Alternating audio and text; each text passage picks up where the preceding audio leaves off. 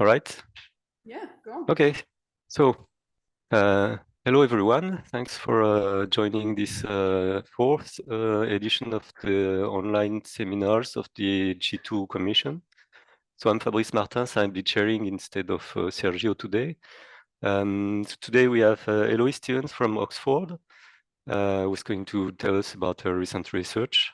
So Heloise got a PhD in 2019 at the University of Sheffield, where she worked on the spectral polarimetry of co-collapse supernovae. And then she moved to Auckland in Australia to work with the BPASS team, especially focusing on the study of transient phenomena. And there she developed a tool that's called OKI, that is a user-friendly tool to use BPASS and apply it to the study of stellar populations. And she's now back to the UK in Oxford with a Schmidt A.I. fellowship, and she's working now with on an automatic classification of explosive supernovae and explosive events. Heloise, thanks again for accepting the invitation, and the floor is yours for about 45 minutes or so. Right. Well, thank you very much for coming, everyone, and thank you so much for inviting me to give this seminar. Now, it wouldn't be a massive stars talk without me telling you that massive stars are born with more than 8 times the mass of the sun. The problem with this classic sentence is it encompasses a very wide umbrella of stars, of lives, of deaths. Maybe the one thing they have in common is that they don't turn into white dwarfs when they die. They explode as supernovae and give us neutron stars, they give us black holes, or they give us nothing. But they are all very different. If you take the example of something like R136A1, the most massive star we know about, has about 200 solar masses, it's going to look and act very different to something like the binary system Beta Lyrae, where one of the stars is currently 13 solar masses, and they are a contact binary, both of their envelopes are touching. So there's a lot going on with these stars before they die, and that's based on 3 major factors, which are their initial mass, their initial metallicity, especially their ion content, because it's going to affect their radius, it's going to affect their stellar winds, and also the interactions that they go through over the course of their lives.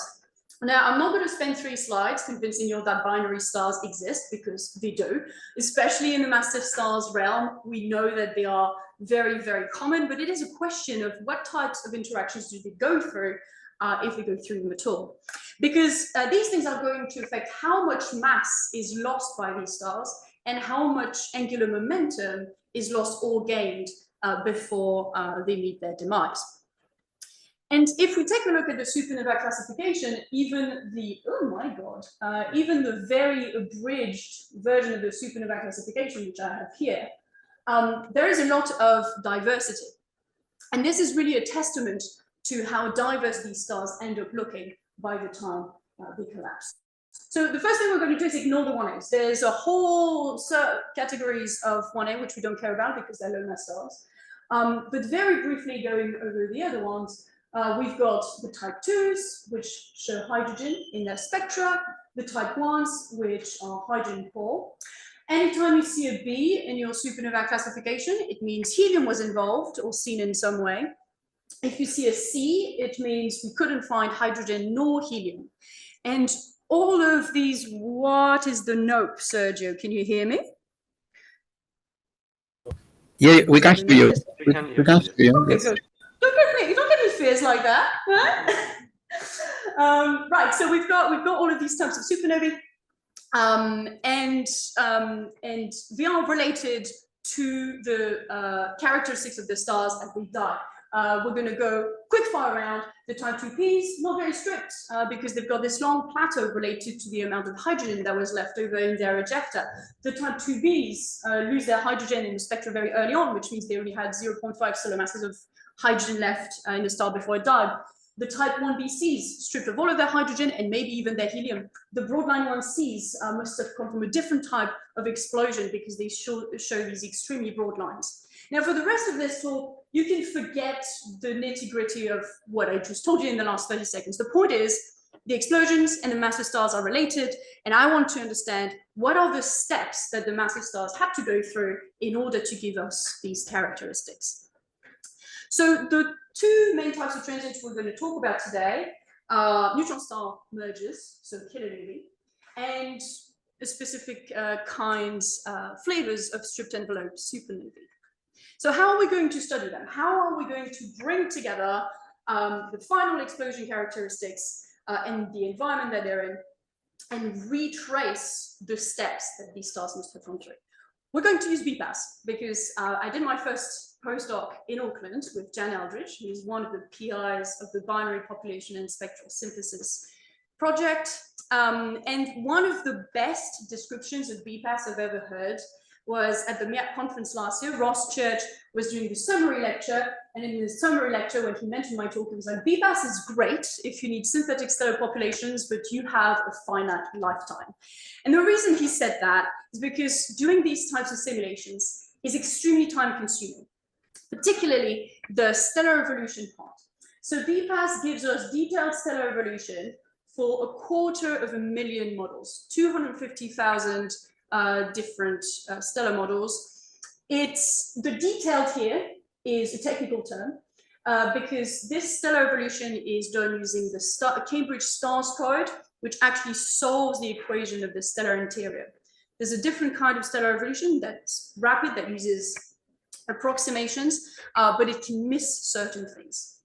Now, the stellar evolution, if you think about it in terms of making soup, it's like the ingredients that you want to put in your universe soup if you want to recreate a universe like the one that we see in the night sky. But when you have the ingredients, in order to create the soup that you want, you need the right recipe. And that's where the stellar population comes in. Each stellar population in BPASS is a group of stars born from the same 1 million solar masses at the same metallicity, all at the same time. That's what starburst means.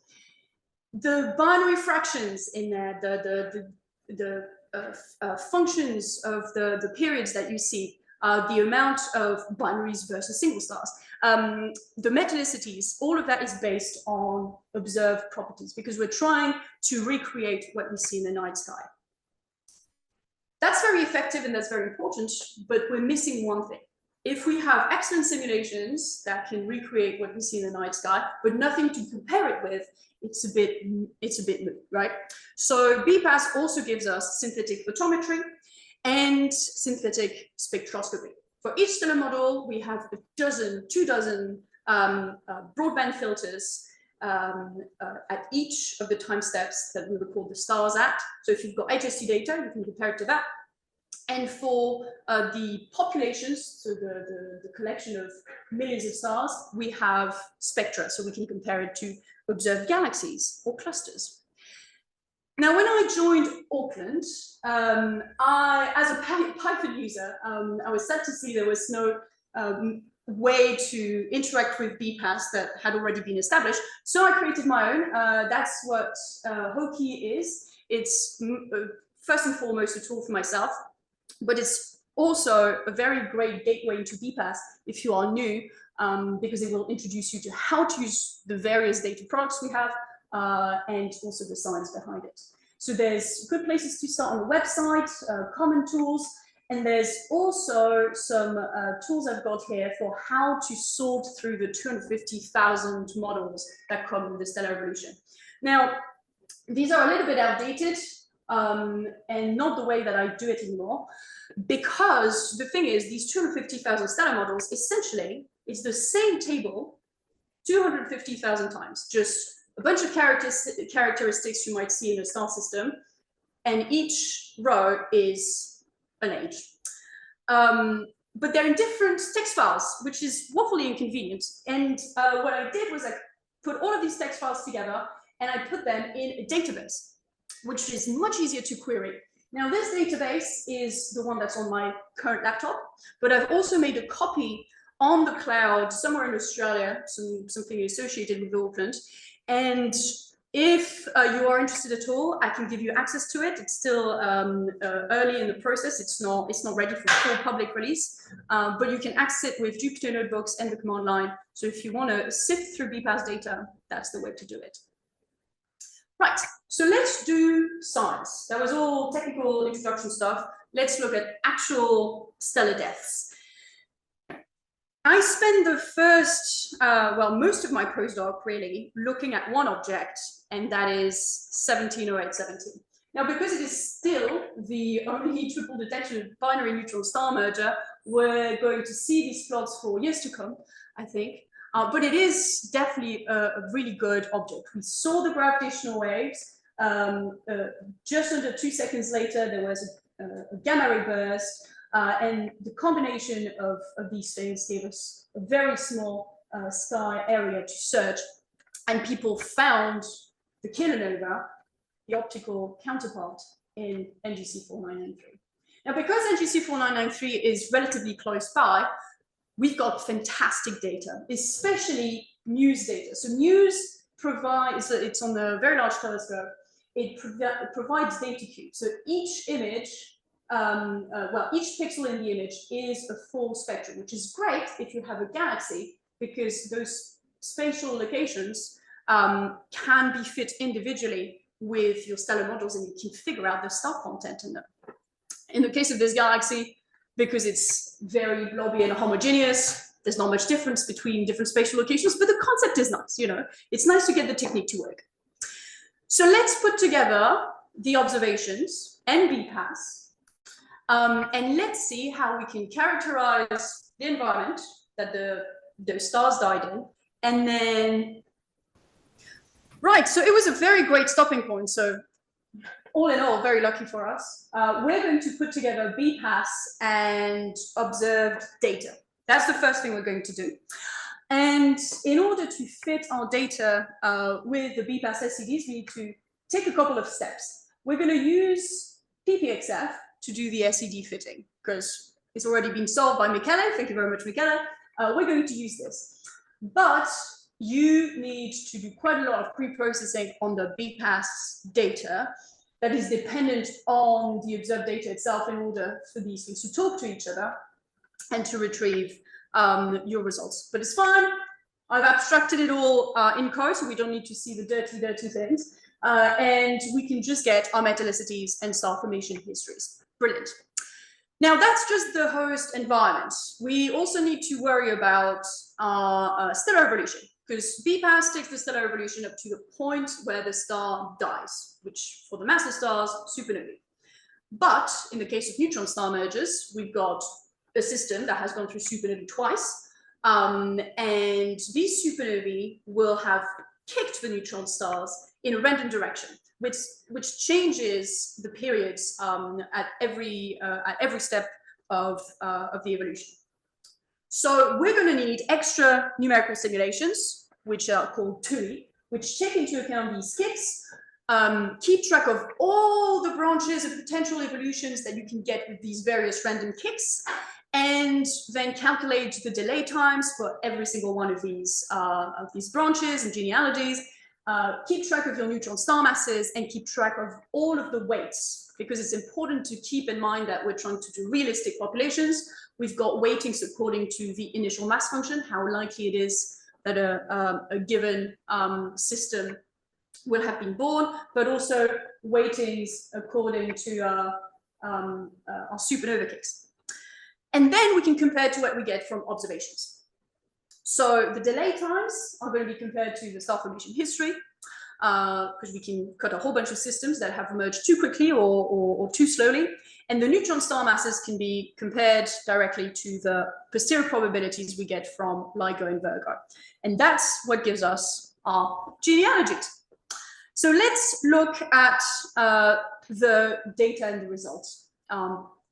Now, I'm going to go through the results really quickly, but the paper is quite big. It took 2.5 years of my postdoc to get this beautiful diagram working in practice, plus an extra year of genteel conversations with Review 2 before we got this published. But got it done. It's behind. It works. And we have results. This is the SCD fitting, a summary of the SCD fitting for the whole galaxy. So we've fitted different parts of the galaxy, added it up together, and this is what we get.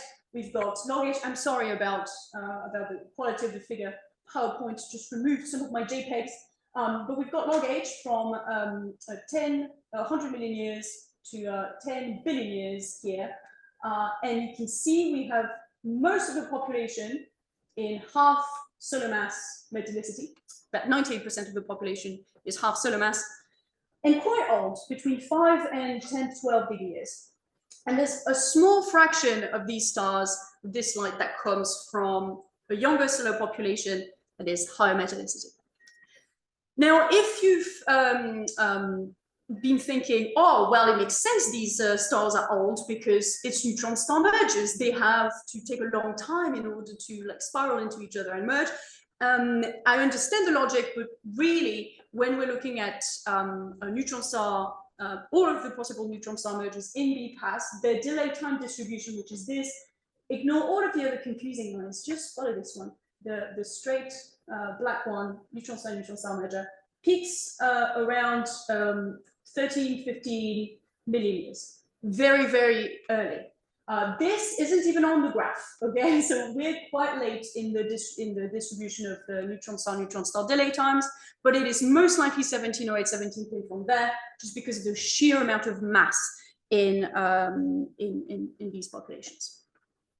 Now, you might be asking, why bother do the SED fitting again? It was done in 2017 with the exact same data set.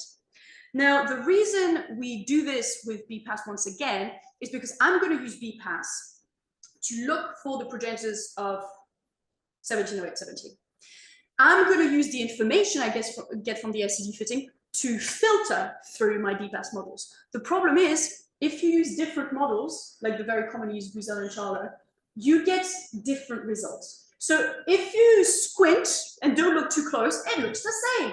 10 billion years, a billion year, it's kind of equivalent. However, if you look at the quantitative stuff, there's a lot more of the young population, and the metallicities are very, very different.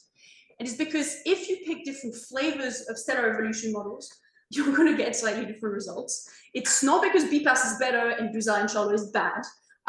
It's because it's difficult.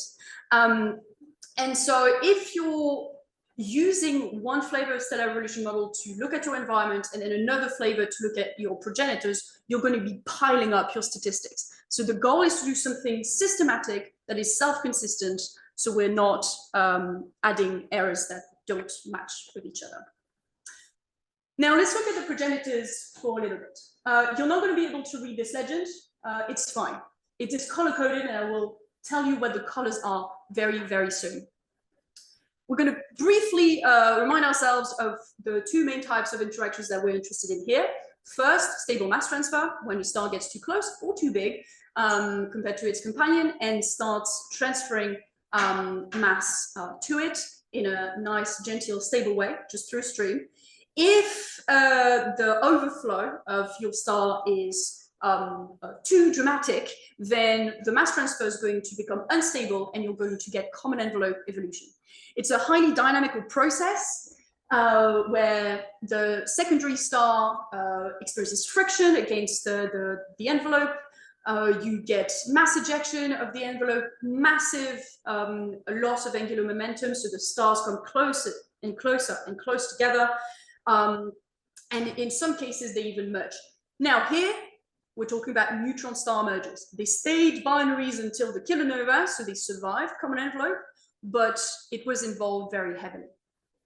So the top plots are initial conditions. These two plots at the top, initial conditions, we've got initial masses of the primary and secondary, and then total initial mass against period.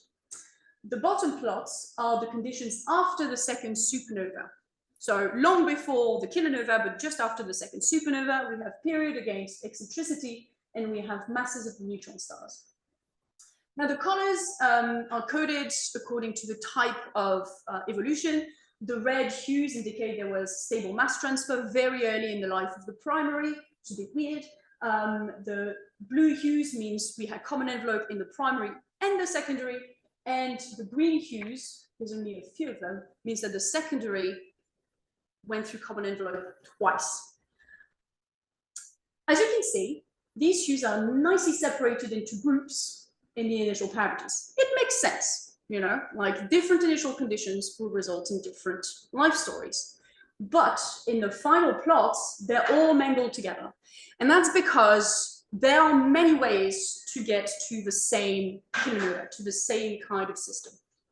Phil Brookhaven's got loads of great work on the studies of gravitational wave events and the massive stars that came before them, black hole merger, neutron star, black holes, all of that stuff.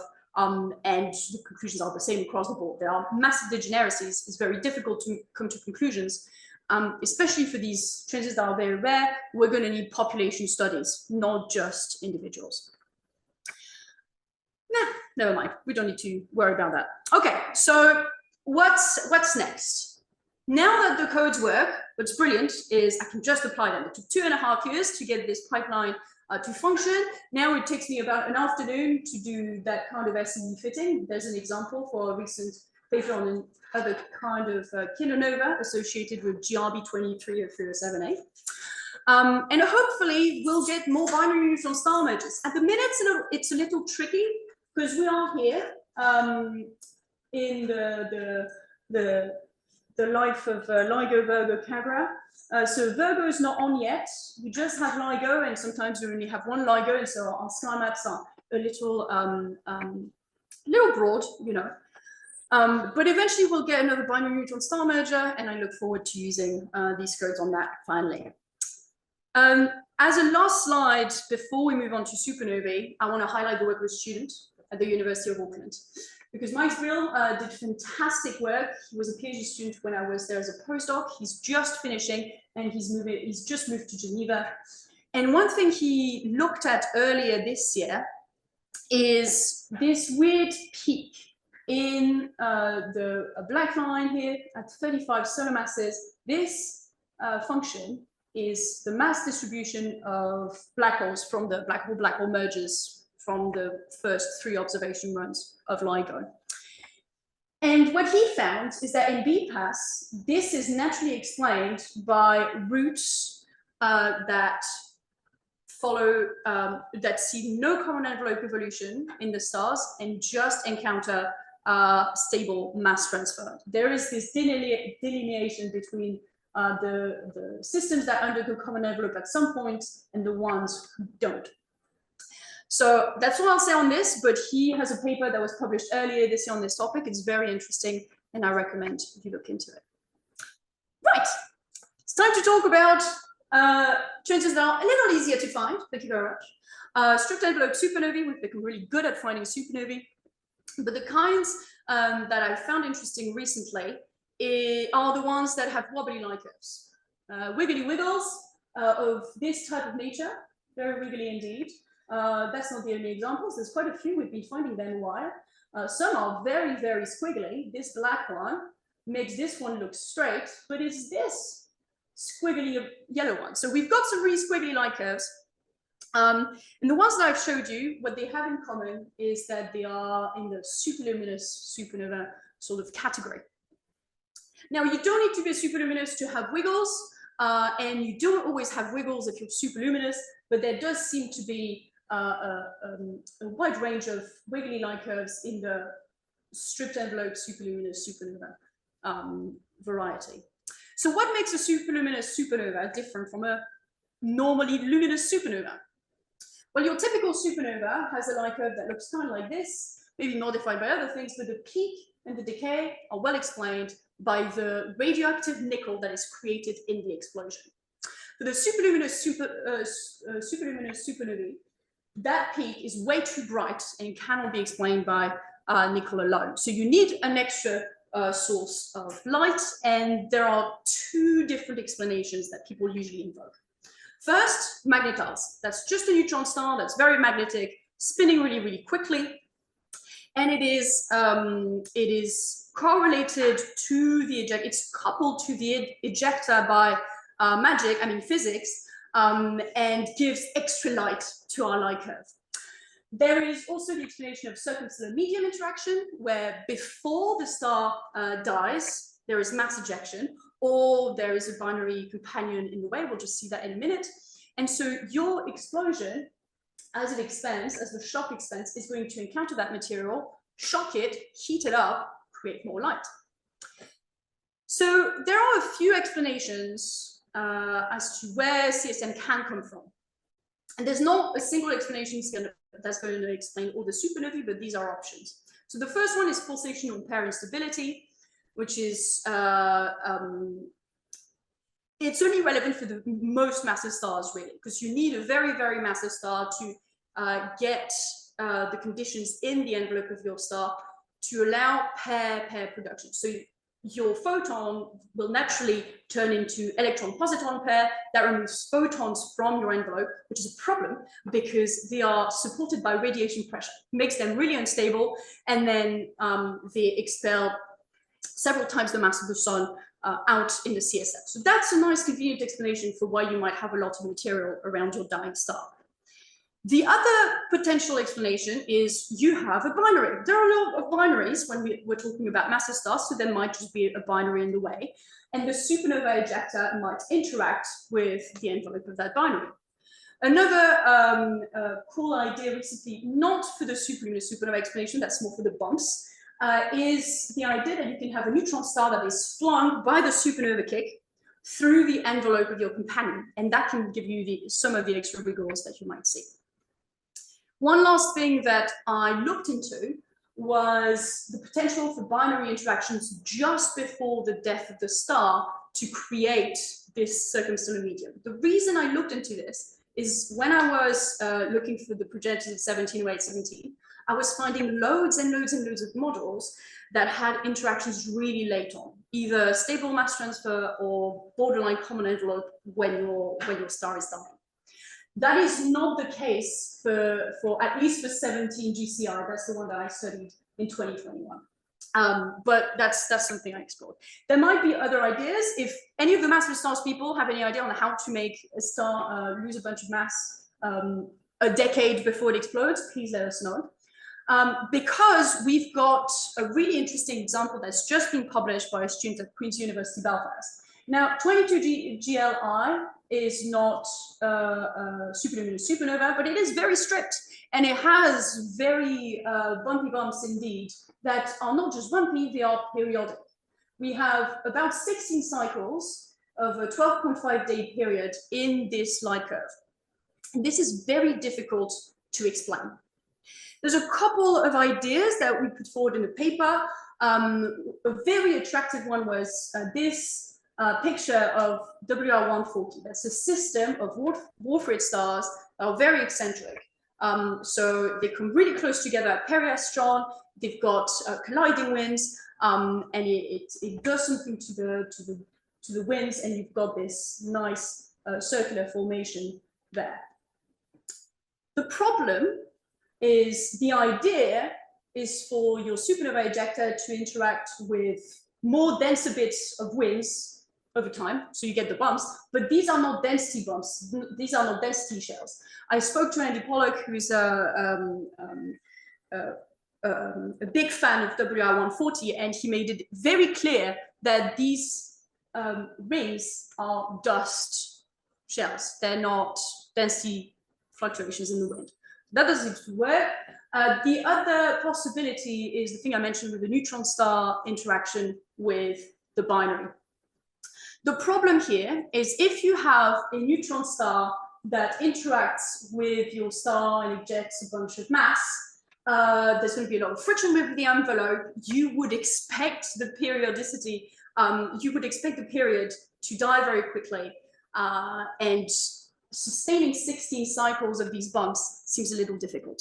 So if you have any idea, please get in touch with Thomas. I'm sure he would love to hear about it.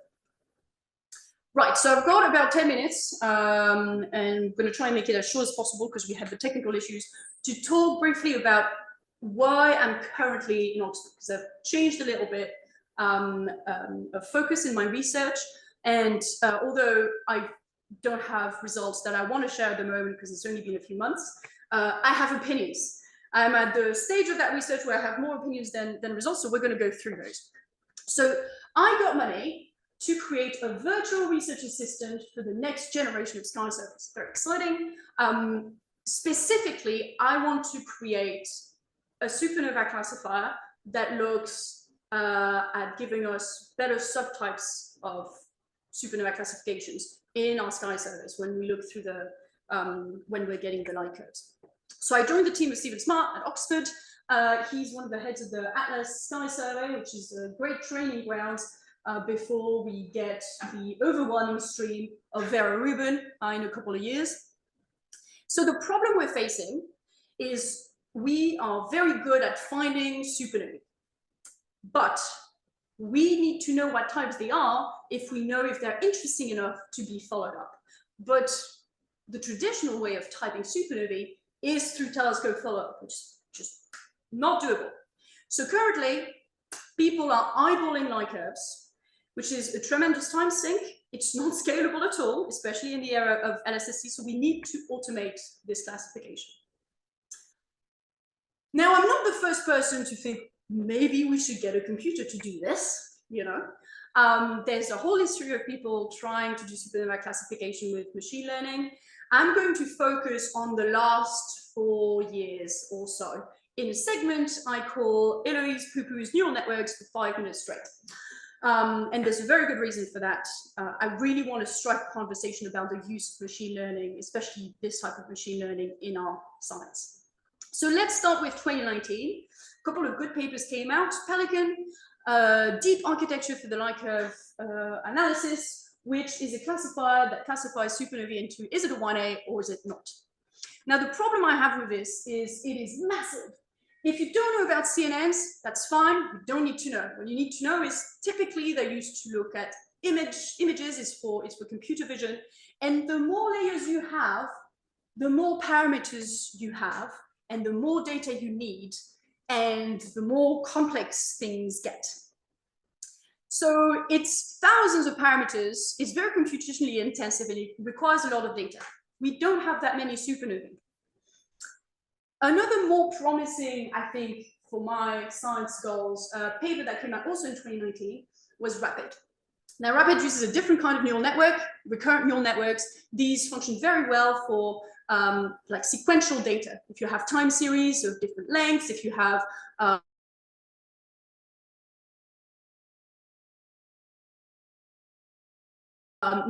so if you look at the paper, there's 12 different classifications. It's not just 1A versus not 1A, so it's more appropriate for what we want. And it performed early classification, which is exactly the science gets. We have supernovae in sky surveys. As quickly as possible, we want a classification.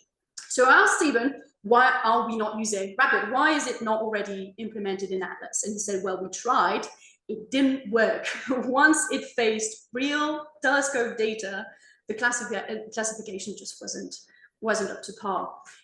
Both of these and a lot more models were trained on simulated data. Now, people try as best they can to make simulated data look like real data, but still it is simulated data.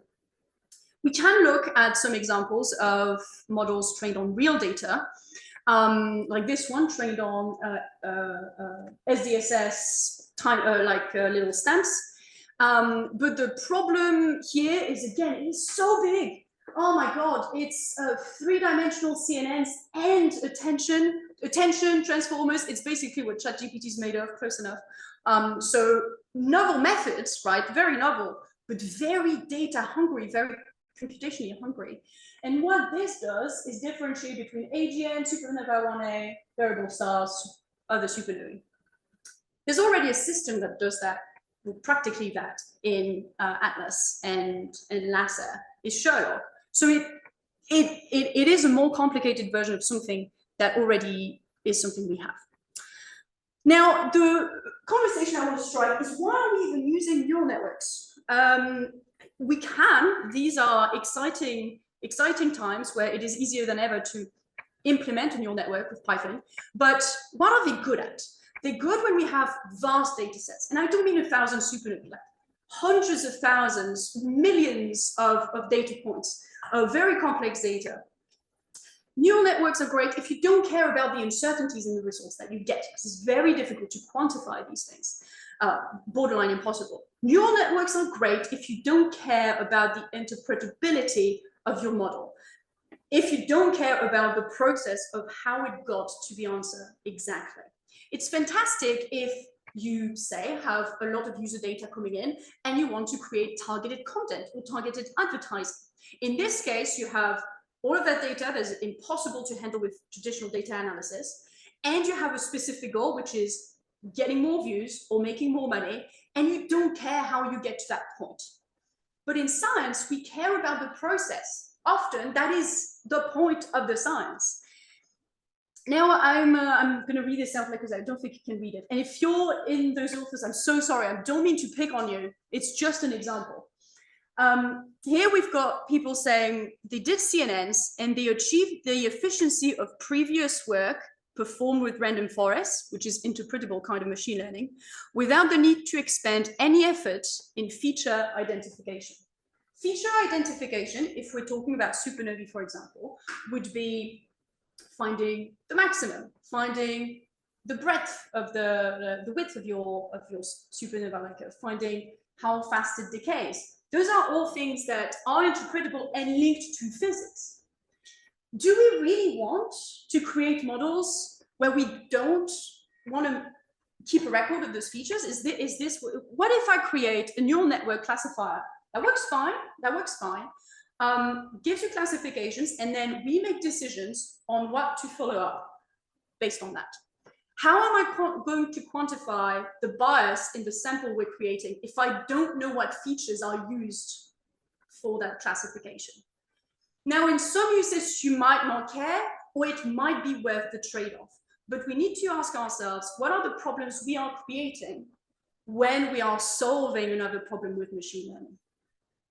The other thing is, sometimes we don't have a lot of data. Why are we trying so hard to apply methods that are so data hungry? Now, people have tried to use simulated data, the plastic data set.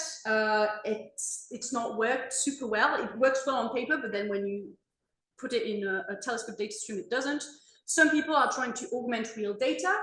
They're doing this with methods such as Gaussian processes or something else. If you don't know what Gaussian process is, it's fine. Just your emulator of choice. It doesn't matter. Now, there are two possibilities here. Either your emulator, you train it in such a way that it is really good at capturing the features, the important features of your various classes, or it's not. If it's not good at doing it, then it's going to make data that is not good to train the neural networks, and there's no point. But if it's already good at capturing those features, we can maybe try to do time series classification with tools that already exist in statistics without jumping directly to neural networks. So that's what I'm going to try to do during my current postdoc. Also, quick word of warning about GPs. If you don't know what they are, it doesn't matter. If you do and you are keen to use them, even if it's not supernovae, keep in mind that the common tools in Python to create, to make GP models assume that your time series are stationary. They evolve on the same time scale across your whole time series. For supernovae, we know it's not true. They go fast and then they go slow. If you're looking at other massive stars, just keep that in mind, that you might end up with overfitting things because it doesn't know the physics that you know about those light curves. Right, so that was a lot of complaining for about 5 minutes. Should we throw AI in the trash? Of course not. It's absolutely game-changing, and ChatGPT wrote most of this talk for me, so thank you very much. But we need to be careful. We need to be conscious about what we choose for our methods based on what we have, or data we have, and the science goals that we want to achieve.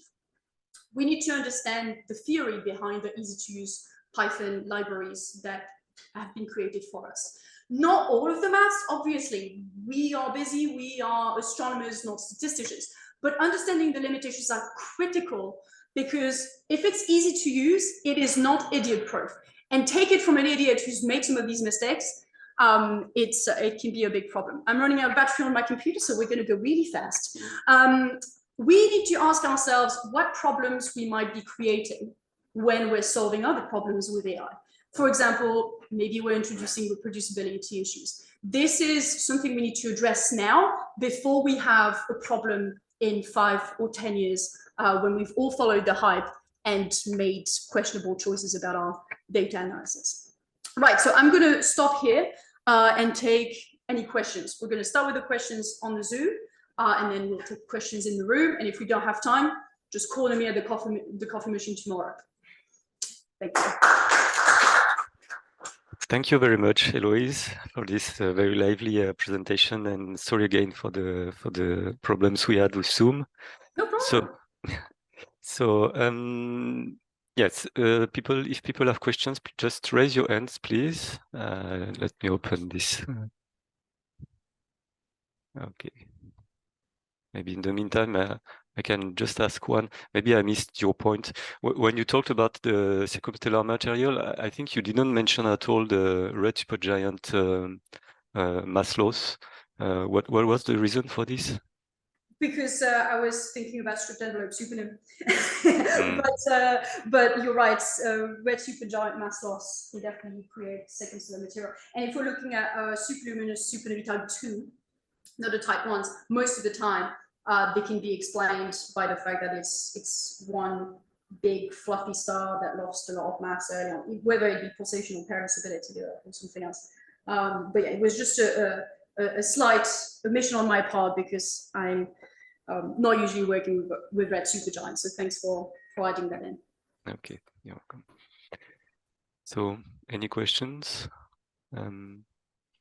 Sergio, I think you had one. I don't see. Yeah, thank you very much, Heloise, for this nice talk. I have a kind of weird question myself. As observer, I've been asked many times to stop my observations because there is a TO, target of opportunity, which wants to observe one of these transients that are very interesting for the studies you are doing. So I had the opportunity to ask how relevant are nowadays these observations in view of that there are specific programs that are taking data for that, like more organized collaborations. Then if they are really providing new interesting observational information or from your point of view, they are just more data of similar type. And then also connected to the last part of your talk, if this situation, you see that this will improve in the efficiency of asking astronomers to stop the programs that are also important, only when you are sure that what is going to be there is going to be relevant for the studies that you are doing. So I would like to know your opinion since you are working in all this. There was... Oh, my computer died. Fantastic. It's fine. We don't need the slides. So there were a couple of things there. So the first one was, is it useful to keep getting targeted opportunity programs if we're just getting the same kind of light curves? And I think yes, because a lot of the time, actually, people are getting different kinds of light curves. They're hunting the rare ones.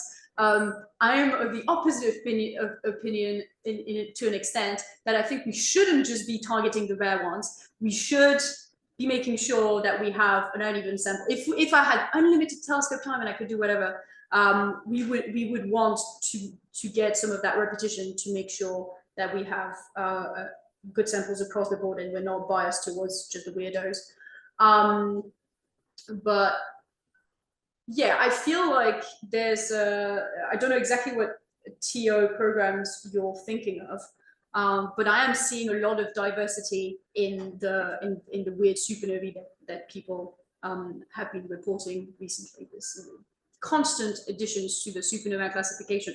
Maybe outside of the supernova field, it feels superfluous, but it is very interesting to see this type of microdiversity because it tells us something about the state of the system before the supernova occurred. So we are still in the discovery phase. You are still finding new light curves from GRBs, from supernova, and this kind of thing that you say, okay, we are learning things that we can put in our studies. It's not that, because I understand that having more statistics of the similar type of objects is also good. I was curious to know if also suddenly you say, this is a new type of whatever that is changing the paradigm we were considering. Yeah, I mean, for for example, 22 JLI, which is still just a supernova. It's not even an F bot or one of those fancy new transients, just a supernova. We've never seen something that with that kind of periodicity. How do you do that? How does a star do that? We have no idea, genuinely. So it's really exciting to see data of that quality come in. That is, we have some ideas of, oh yeah, it could be this explanation, but then the data fights back and tells us, well, actually, there's all of these problems with your physics that that will require you to think a little bit deeper about this. It's not just qualitative analyses. We have plenty of opportunities for quantitative models to come in to try and explain that. Okay, we have a question by Jaime Villaseñor. Jaime, please. Hi. So I wanted to go back to your neutron star merger progenitor. Yeah. And really sorry if I missed this, but do you have any predictions for the orbital properties of the system? Yes, I mean, we can track the orbital properties of the system from the second supernova until it dies. Before that, BPASS assumes sphericity. It's less interesting. So for example, BPASS will not have an exact replica of WR140, those dwarf stars that have very eccentric orbits, because it's just not part of the model. But for the neutron stars, yes, we can send you, if you want the data, we can send you data of the orbits. Cool, I can contact you then. Thank you. Awesome. All right. Any more questions? Perhaps it's time to stop now. Okay, I don't see any more. So thank you again, Heloise, for this talk, for accepting this invitation. So the talk will be recorded, and Sergio will take care of putting it on YouTube in case you want to see it again. Next one will be in about a month. It will be about variability in OB stars. And with this, I think we can stop here. Thank you again. Thank you. Bye, everyone. Bye-bye.